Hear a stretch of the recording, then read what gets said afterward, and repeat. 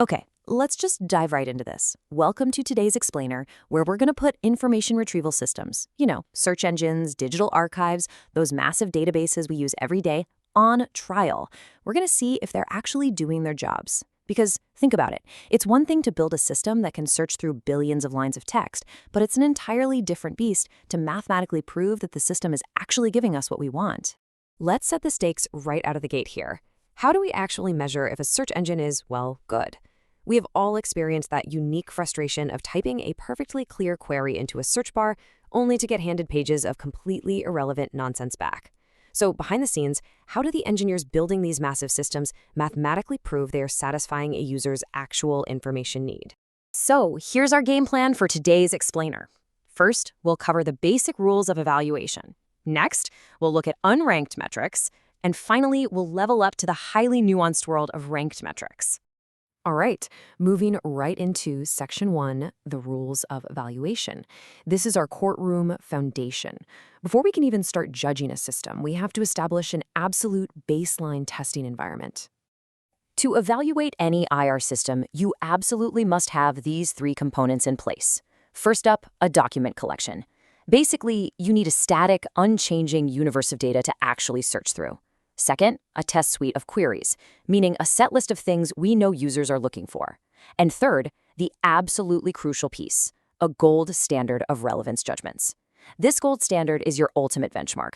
It's a master key, verified by actual humans, that dictates exactly which documents are relevant to which queries.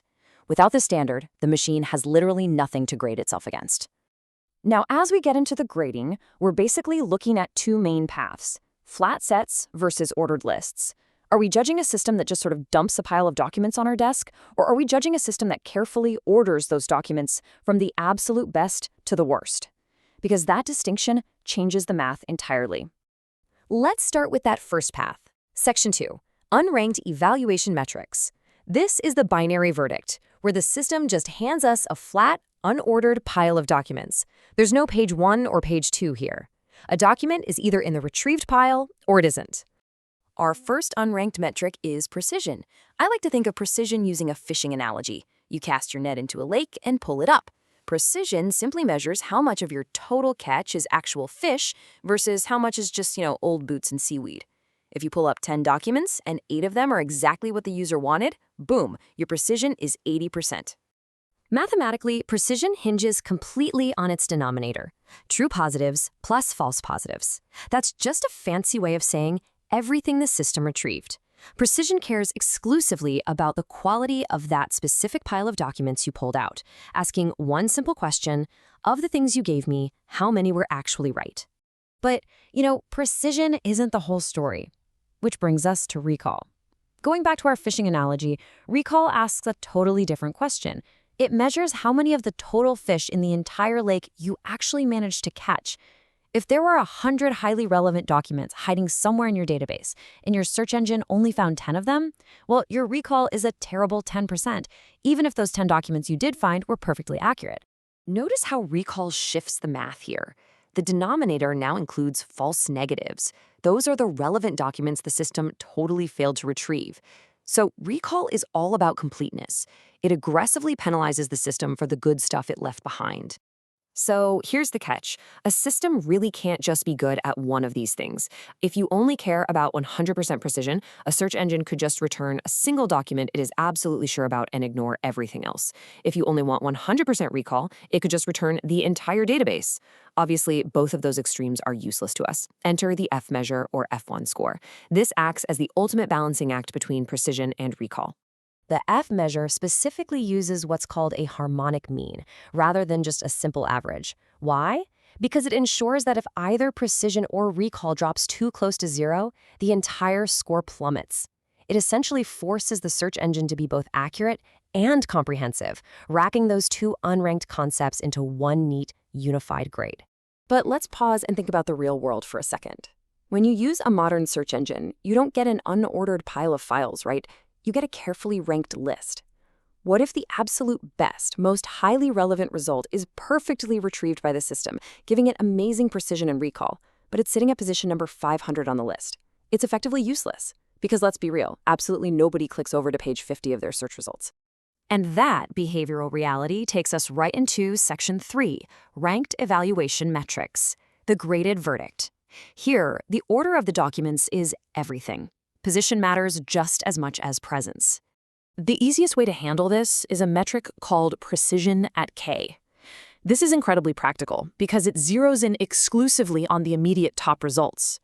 Take precision at 10, for example. That perfectly mimics a user who is only ever going to glance at that first page of 10 links.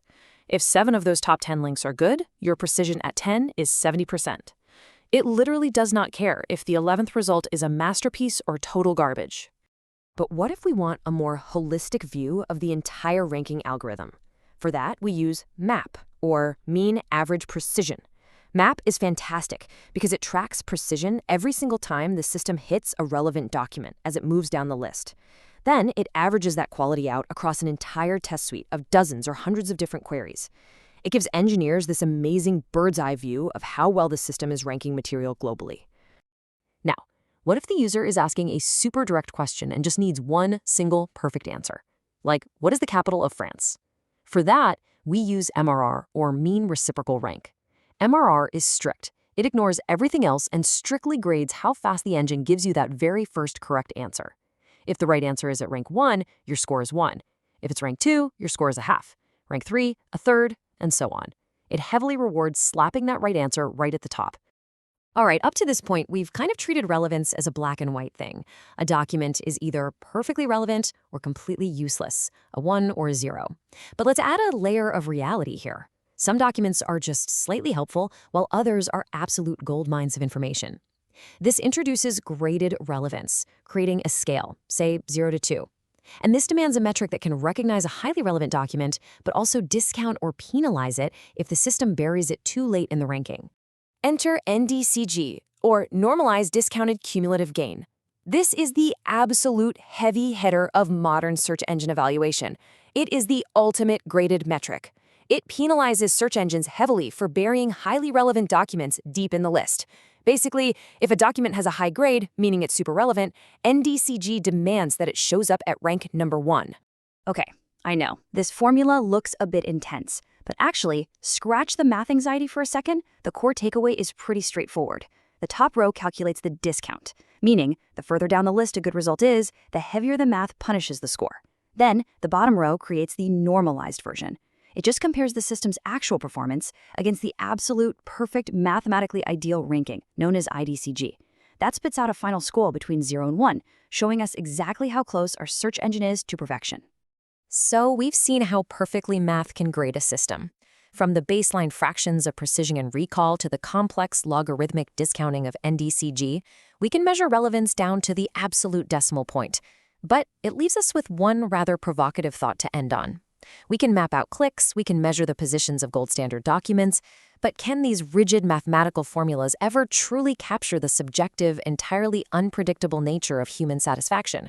It's a fascinating question, and it's exactly where information retrieval meets human psychology. Thanks so much for joining me on this explainer, and I will catch you on the next one.